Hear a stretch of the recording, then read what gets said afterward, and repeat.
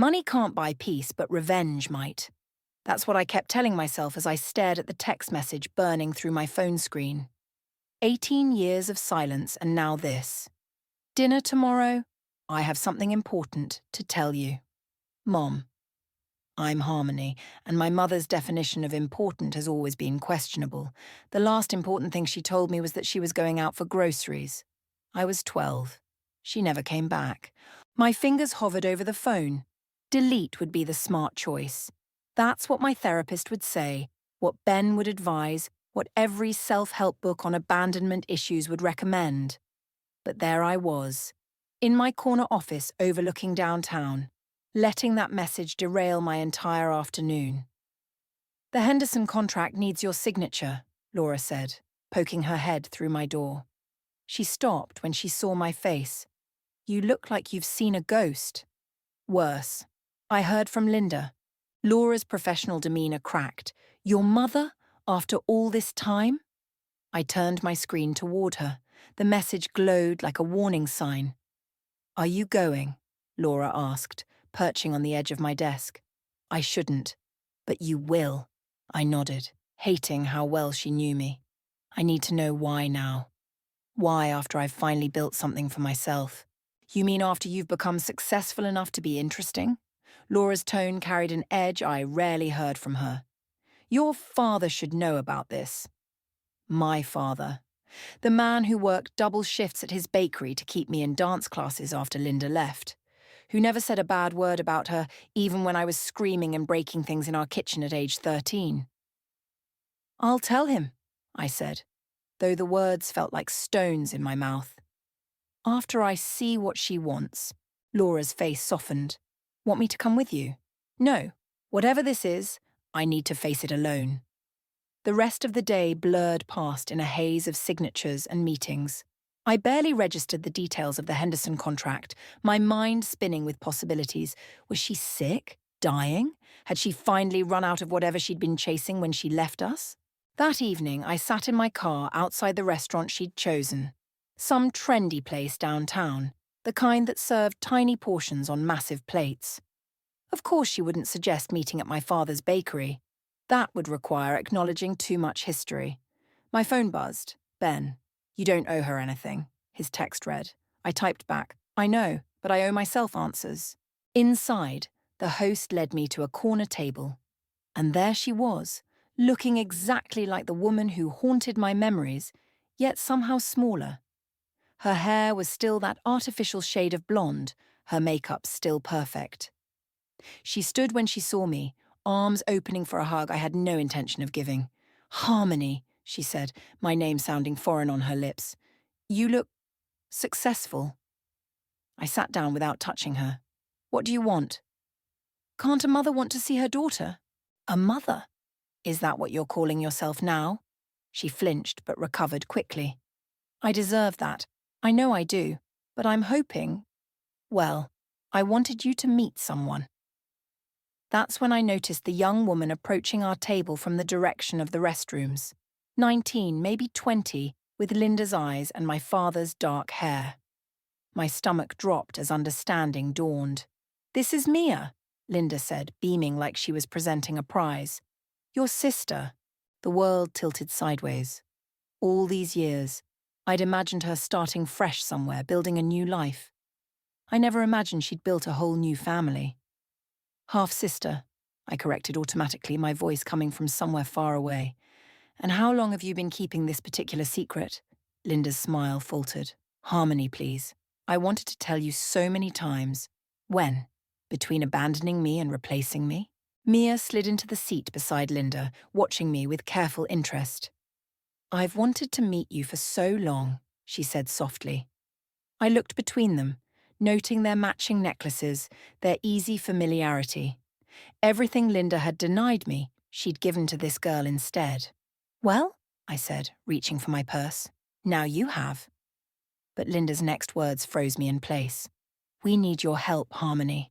And I promise once you hear us out, you'll understand everything. I gripped my steering wheel, knuckles white, staring at my father's bakery sign, glowing in the evening darkness. The conversation with Linda and her perfect replacement daughter still burned in my throat like acid reflux. Dad needed to know. He deserved to hear it from me, not through small-town gossip. The bell chimed as I pushed through the door, the scent of fresh sourdough wrapped around me like a familiar embrace. But tonight it couldn't calm my racing heart. "We're closing in 10. Dad's voice trailed off when he saw me. He wiped his flour-covered hands on his apron. "Twice in 1 week? Should I be worried?" I forced a smile. "Can't a daughter visit her father?" "Not when she's wearing her power suit at 8 p.m. He studied my face. "What's wrong?" The words stuck in my throat. Instead of answering, I walked behind the counter and started helping him clean, just like I used to as a teenager. The rhythmic motion of wiping down surfaces gave me courage. "Linda's back," I said finally, keeping my eyes on the counter, "and she brought company." The cleaning cloth in Dad's hand went still. "Company? My sister." The word tasted bitter. "Half-sister. She's 19.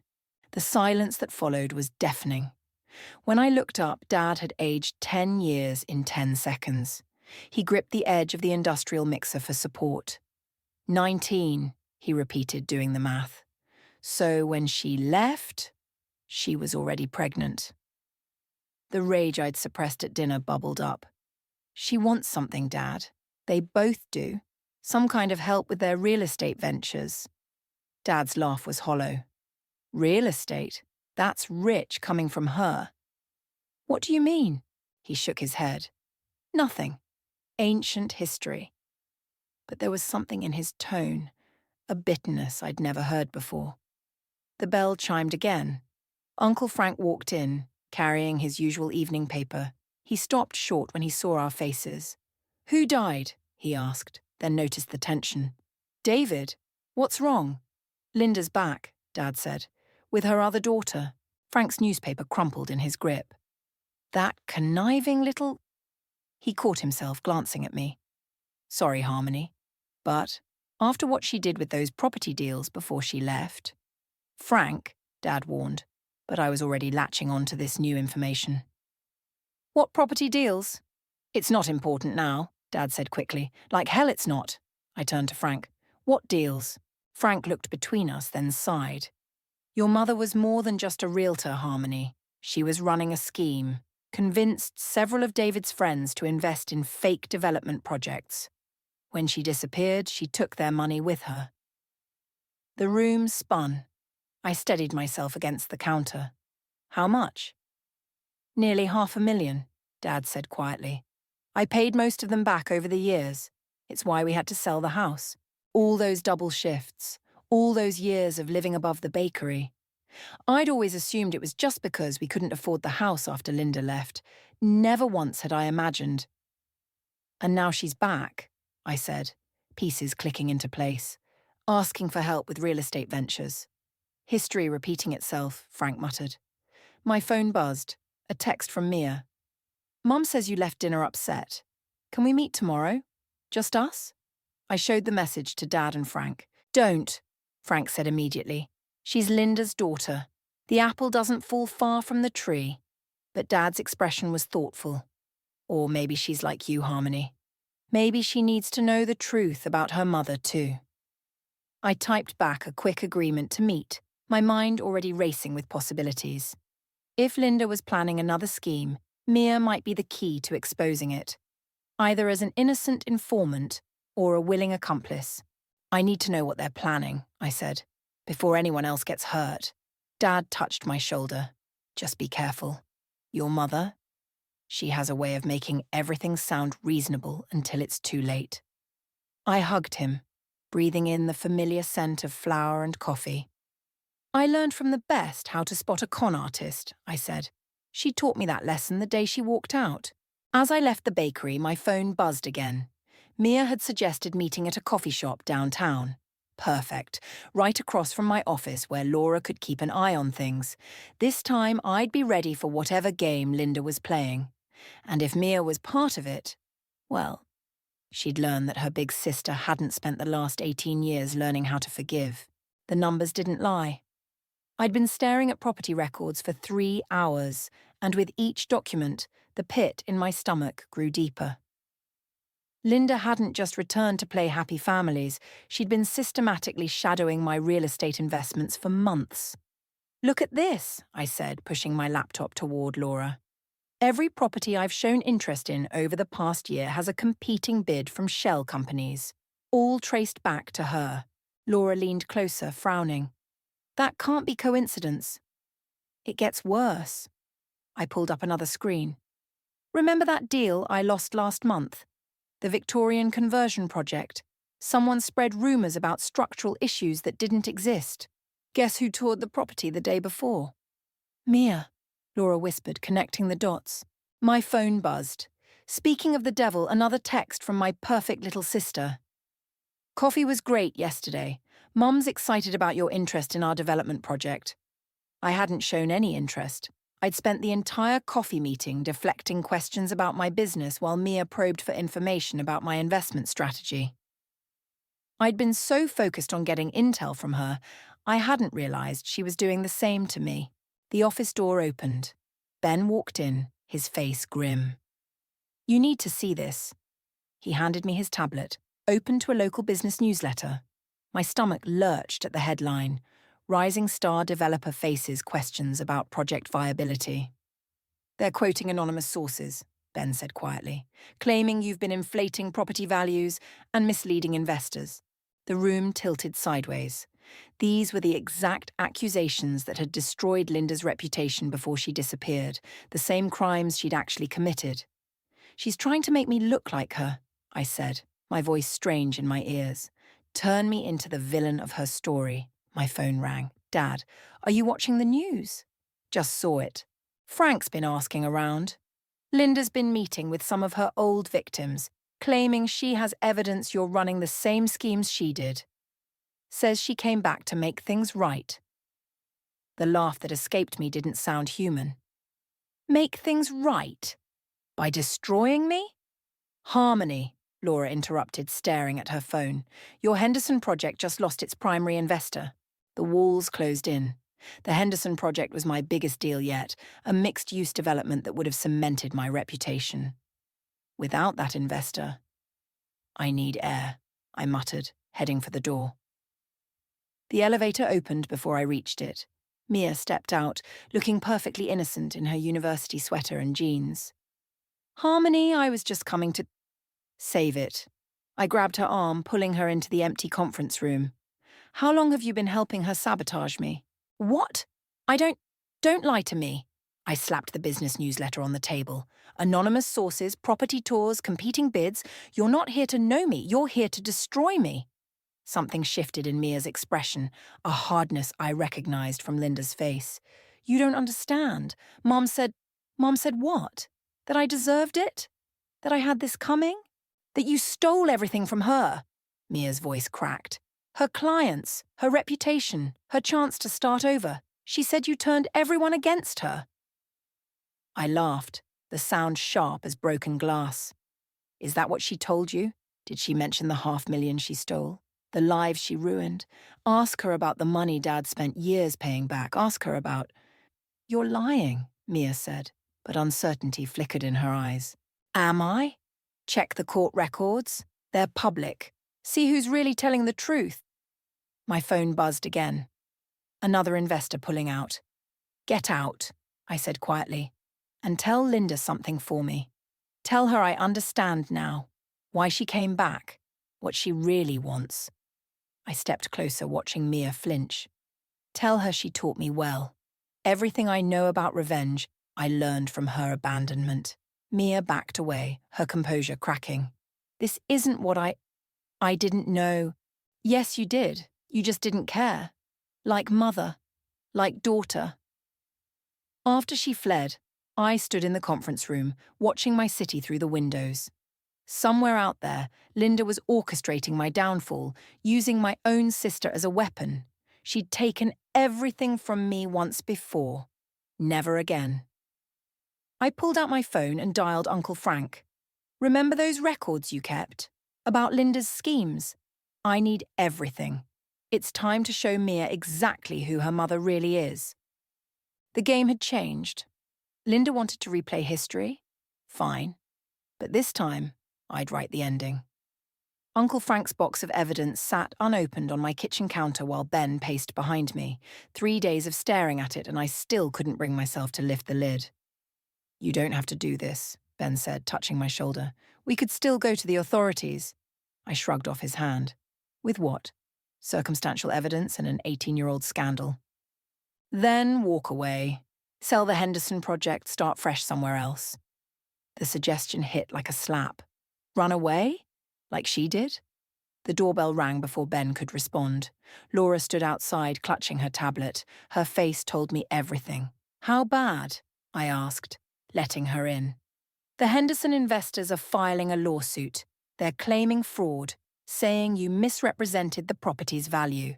She paused. "Linda's name is on the filing, as an expert witness." The room tilted. I steadied myself against the counter, accidentally knocking Frank's box. Papers spilled across the floor. Old contracts, newspaper clippings, photographs. One caught my eye. A younger Linda standing beside a man I didn't recognize, both smiling at some construction site. The date stamp. 3 months before she left us. "Who is that?" Ben asked, picking up the photo. My phone buzzed. "Mia." I ignored it. "There's more," Laura said quietly. "The lawsuit mentions specific dates and transactions. Things only someone with inside access would know." The implications hit me like ice water. I thought of all the times I'd left Mia alone in my office during our coffee meetings. How many documents had she photographed? How many files had she accessed? "I trusted her," I whispered. Even knowing who her mother was, I still... Harmony. Ben's voice was strange. He held up another photo from Frank's box. "You need to see this." The same man from the first photo, but newer, standing next to Mia at what looked like a graduation ceremony. The pieces clicked together with sickening clarity. My phone buzzed again. This time I answered. "Stop digging," Mia said without preamble. "Mom says..." "Who is he?" I cut her off. "The man in the photos. Your father." Silence. "Did Linda tell you how she met him? That he was Dad's business partner before she destroyed everything?" "You don't understand," Mia started, but I was already pulling more papers from the box. Property deeds, investment contracts, all transferred to him right before she left. She didn't just steal from Dad's friends. She set him up to take the fall while she ran off with his partner. "That's not... And now you're doing the same thing to me." The laugh that escaped me was bitter. "Like mother, like daughter, right? We needed to know if you were like her," Mia's voice cracked. "Dad said she probably taught you her tricks, that you'd try to take everything." I hung up. The room spun as everything realigned. We'd all been playing different games. Linda wanted revenge. Mia wanted validation. And I'd been so focused on protecting myself, I'd missed the bigger picture. "The lawsuit," I said to Laura. "Who's the presiding judge?" She checked her tablet. "Judge Marcus Reynolds." "Reynolds?" I repeated. Another piece clicked. Dad's old golf partner. The one who helped cover up Linda's crimes to protect the community's reputation. Ben grabbed my arm as I reached for my keys. "Where are you going?" "To see my father." I shook him off. "There's more to this story. Dad protected Linda back then, convinced Reynolds to bury the evidence. I need to know why." "You're not thinking clearly," Laura warned. "This is exactly what they want, to make you act rashly, make mistakes." "No." I gathered the scattered papers, my mind racing. "They want me to run, to hide, to be ashamed, like Dad was. But I'm not him." I turned to Ben and Laura, seeing the concern in their faces. I've spent my whole life trying not to be Linda, but maybe that's been the problem. Maybe it's time to beat her at her own game. "What are you going to do?" Ben asked quietly. I picked up the photo of Linda and her lover, the man who'd helped destroy my family once and was trying to do it again through his daughter. "I'm going to make them wish they'd never heard of the Henderson project." I grabbed my keys. "And then I'm going to take everything they have, just like they taught me." The security guard at Linda's office building barely glanced at my borrowed maintenance uniform. Amazing what doors open when you look like you belong. Even more amazing what people leave in their desk drawers when they think no one's looking. Linda's office computer hummed to life. Password protected, of course, but I'd watched Mia type it in during one of our sisterly coffee meetings. Mother's birthday. How touching. You shouldn't be here. I didn't turn around. Hello, Mia. I could call security. But you won't, I kept scrolling through files, because then you'd have to explain why you're here at midnight too. She moved closer, her reflection in the monitor showing uncertainty. What are you looking for? The truth. For once. I opened another folder. Like why Judge Reynolds' wife suddenly invested $2 million in your mother's new development company last month. That's confidential. Or why 3 of my former clients received anonymous emails about building code violations that never existed. I swiveled to face her. Did Linda dictate those emails, or did you write them yourself? Mia's face hardened. You don't understand what's at stake. Then explain it to me, sister. The word tasted like poison. Explain why you're helping them destroy me. Because you destroyed them first, her composure cracked. Dad lost everything because of your father's lies. Mom had to start over with nothing. I laughed, the sound sharp in the quiet office. Is that what they told you? That Dad was the liar? My phone buzzed. Laura's text. Linda just entered the building. Show me, Mia demanded suddenly. If you have proof they're lying, show me. I pulled out Uncle Frank's file. Bank transfers, property deeds. All moved to your father's name before Linda ran. She didn't start over with nothing. She started over with everything she stole. Mia's hands shook as she read. This could be fake. Like the evidence against me in the Henderson lawsuit. Her head snapped up. Something flickered in her eyes. Doubt, maybe fear. You don't know what you're talking about. Don't I? The lawsuit claims I falsified property values. Funny how that's exactly what Linda did 18 years ago. Almost like she's following a script. Footsteps in the hallway. Mia's eyes darted to the door. Choose now, I said quietly. Help me expose the truth or go down with them when I do. You're bluffing. You have nothing concrete. I have everything. I turned the monitor toward her, including emails between Linda and Judge Reynolds discussing how to fast-track the lawsuit. Interesting reading, especially the parts about you. The footsteps grew closer. Mia's breathing quickened. They're using you, I pressed. Just like they used Dad. Once they get what they want. Stop. Her voice cracked. Just stop. The door handle turned. Mia moved suddenly, grabbing the files and shoving them into my hands. Backstairs. 3rd floor has a broken security camera. I hesitated. Why? Because I need to know.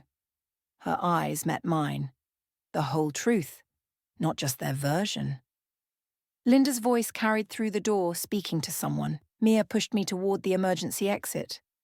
Tomorrow, she whispered. The cafe on 4th. Bring everything you have. I slipped through the door as Linda's key turned in the lock.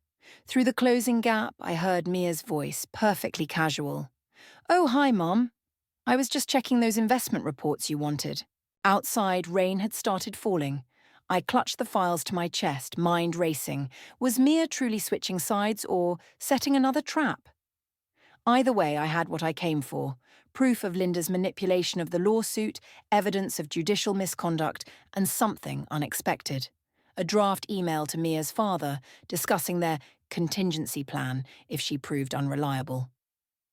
My phone buzzed again. Ben this time. Your father knows what you did. He's waiting at the bakery. I stared at the message, rain soaking through my stolen uniform. Dad had always chosen silence over confrontation when it came to Linda. What would he say now that I was choosing a different path? The files felt heavy in my arms. 18 years of secrets and lies, finally exposed. Tomorrow, Mia would either help me use them or try to bury them again. Either way, there was no going back now. I headed toward the bakery, toward whatever judgment waited there. Linda had taught me about revenge, but Dad had taught me about courage. Time to show them both what I'd learned. The real estate conference buzzed with artificial cheer as I adjusted my presentation slides. Linda sat in the front row, Mia beside her, both wearing identical expressions of polite interest. They thought they had me cornered. The lawsuit had frozen my assets. The Henderson project was in ruins. Even my own father had warned me to back down. They had no idea what was coming. Our next speaker, the moderator announced, Harmony Walsh, discussing urban development trends. I took the podium, my USB drive heavy in my hand. Not my prepared presentation, something much more interesting. Thank you, I said, scanning the crowd. Judge Reynolds in the third row looking uncomfortable. Several of Linda's investors scattered throughout. Perfect. I'd like to discuss something more relevant than market trends. Let's talk about fraud. The first slide appeared. Linda's email to Judge Reynolds about fast-tracking the lawsuit.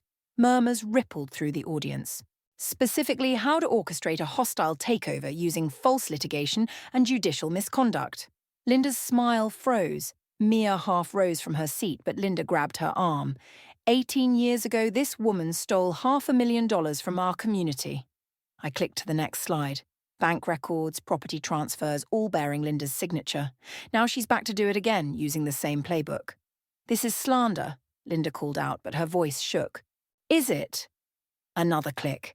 The email about Mia being unreliable appeared. Even your own daughter isn't safe from your schemes. Mia's face went white. She turned to Linda, who was already reaching for her phone. Security! Linda snapped into it. Now! I kept going, racing against time. The Henderson lawsuit? Orchestrated by Linda and Judge Reynolds to... The microphone cut out. Security appeared at both doors. You're making a mistake, Linda said, her voice carrying in the sudden silence. That evidence was obtained illegally. Breaking and entering computer fraud. She's the criminal here. The crowd shifted, uncertain. I saw investors exchanging glances, reporters scribbling notes. Ask her about the money, I challenged. Ask her where it really went. Ask Judge Reynolds about those offshore accounts. Enough! The judge stood abruptly. This is a private business matter that... That what? Mia's voice cut through the chaos. She stood, trembling. That you're trying to cover up? Again?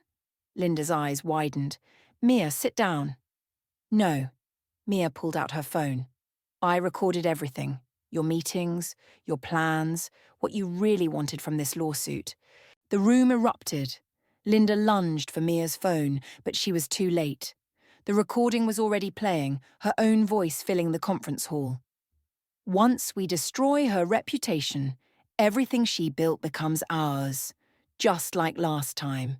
Security reached me as Judge Reynolds stormed out. One of Linda's investors was already on his phone, looking furious. Cameras flashed. You're under arrest, the officer said, producing handcuffs. I didn't resist.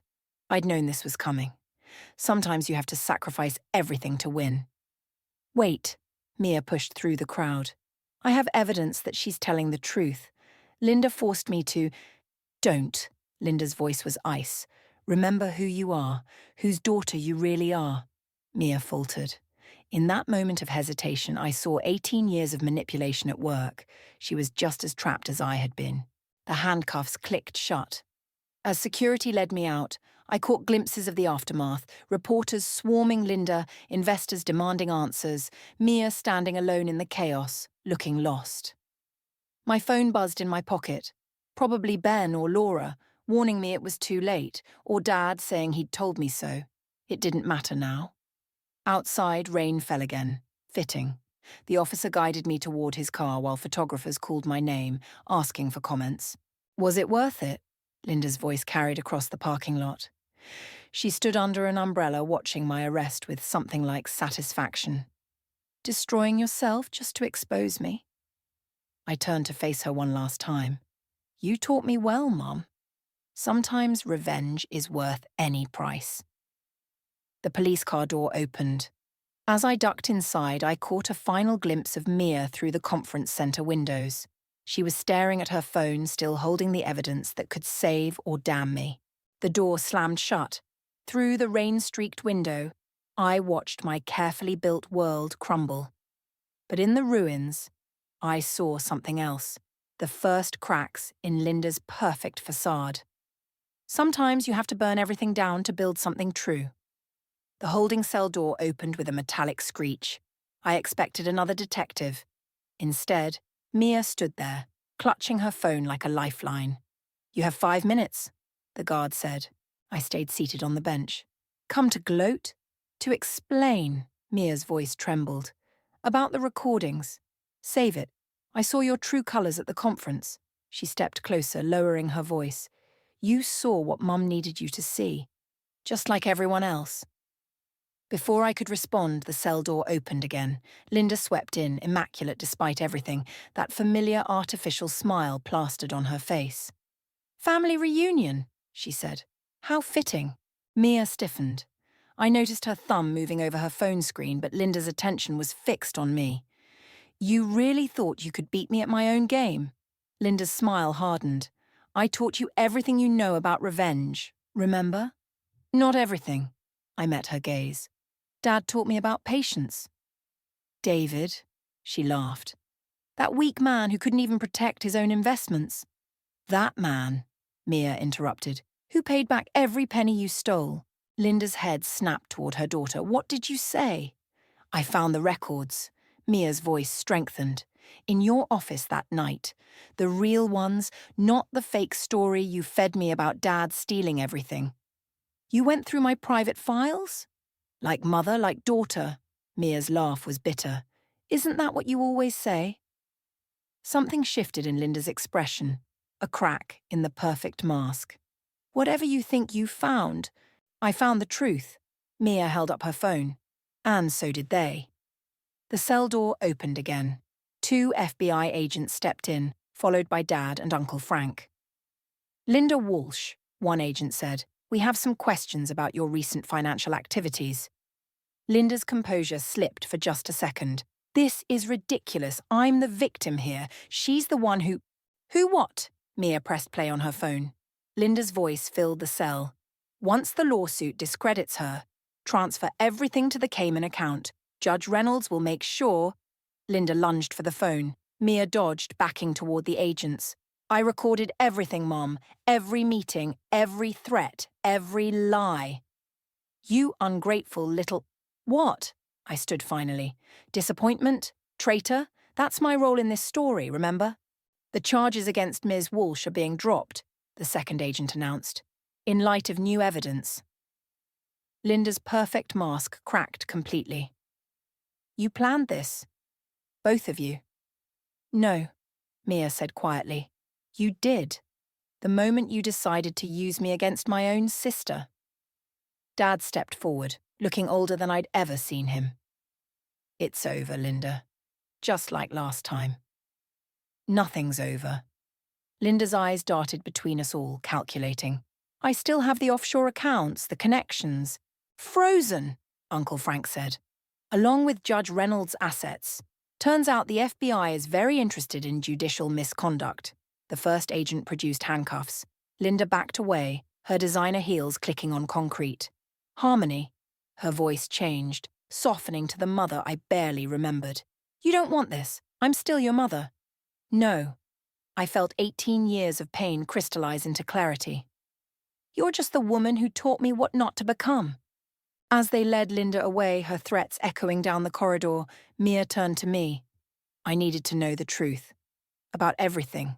That's why I kept playing along, recording everything. "I know. I studied my sister, really my sister now, not just Linda's weapon." "You needed proof, just like I did." Dad cleared his throat. "The bakery's still open. If anyone wants coffee." Mia hesitated. "I should probably go. My father—" "Already confessed," Uncle Frank cut in, trying to save himself once we presented the evidence. The cell door stood open. Beyond it, I could hear Linda's voice fading, still protesting her innocence. Some things never change. "Coffee sounds good," I said finally. "We have 18 years to talk about." Mia smiled tentatively. "And maybe some of those lemon scones you're famous for?" Dad's eyes watered. "I'll make a fresh batch." We walked out together, leaving Linda's echoing protests behind. Sometimes revenge isn't about destroying your enemies. Sometimes it's about saving what they tried to destroy, including yourself. The courthouse steps felt colder than they should in September. Linda's sentencing had drawn a crowd, reporters, former clients, curious onlookers. I sat apart from them, watching her being led away in handcuffs, her designer suit replaced by prison orange. She caught my eye as they guided her toward the transport van. For a moment I saw something unfamiliar in her face. Defeat. "Ms. Walsh?" A clerk hurried down the steps. "They found this while clearing out your mother's office. Given the circumstances, the judge thought you should have it." He handed me a leather-bound journal. The pages were worn, dates spanning back to before I was born. Before Linda became... Linda. Ready to go? Mia appeared beside me, her testimony still fresh in the air. She glanced at the journal. "What's that?" "Maybe the truth. Maybe more lies." I tucked it into my bag unopened. "Want to grab coffee?" We walked past the media circus, ignoring their questions. Dad's bakery was quiet this time of day, the morning rush long gone. The bell chimed as we entered, and the scent of fresh bread wrapped around us like a shield. Ben looked up from where he was helping Dad with inventory. "How'd it go?" 20 years, I said, plus restitution. Dad's hands stilled on the flour bags. "Good." Mia traced patterns in the sugar someone had spilled on the counter. "My father took a plea deal. 5 years." "I'm sorry," I said, meaning it. "Don't be. They made their choices." She brushed the sugar away. "We make ours." The journal pressed against my side, heavy with unspoken words. I pulled it out, set it between us. "Together?" Mia asked. I opened to the first page. Linda's familiar handwriting filled the margins, but the voice was different.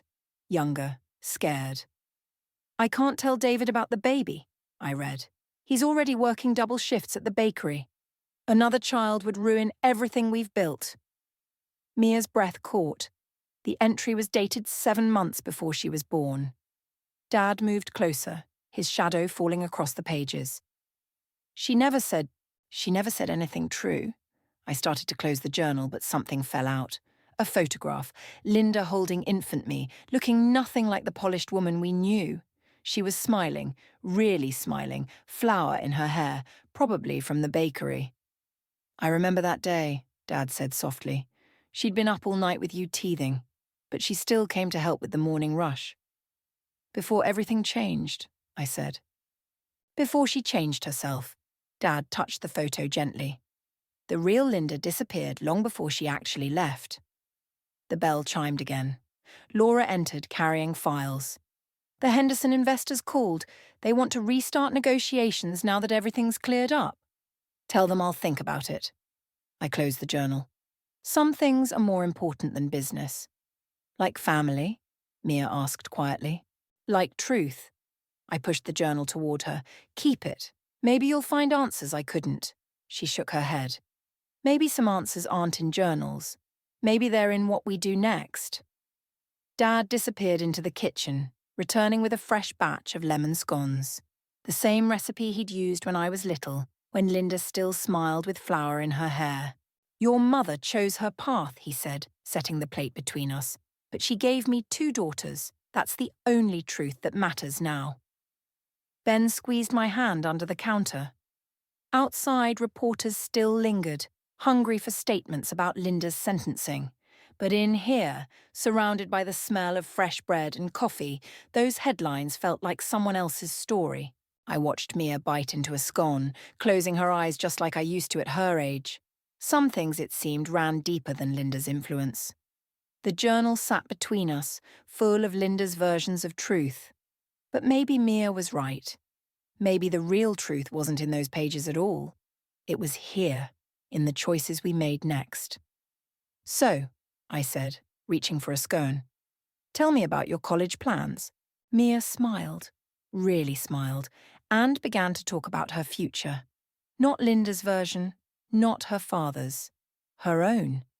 Sometimes the best revenge isn't in destroying what hurt you. It's in building something better from the ruins.